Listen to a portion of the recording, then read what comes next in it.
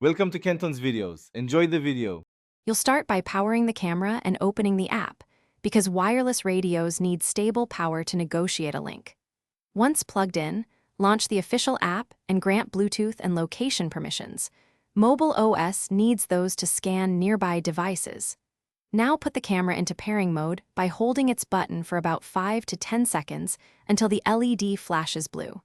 That flashing tells you the camera is discoverable. Make sure you are within 3-6 meters for a reliable first link.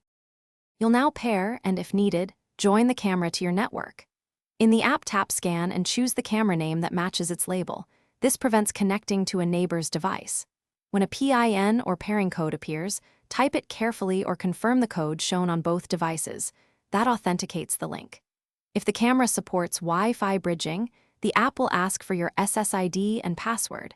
Enter them so the camera can stream beyond Bluetooth range once the bridge completes. Finish by customizing recording and alerts so the system works how you need it to. Set motion zones and sensitivity, choose cloud or local SD storage, then mount the camera and run a live view test while recording a 30 to 60 second clip to confirm quality. If something fails, make sure your phone's location service and Bluetooth remain on, restart the camera and app, and perform a factory reset to reinitiate pairing if needed. That single reset often clears stubborn.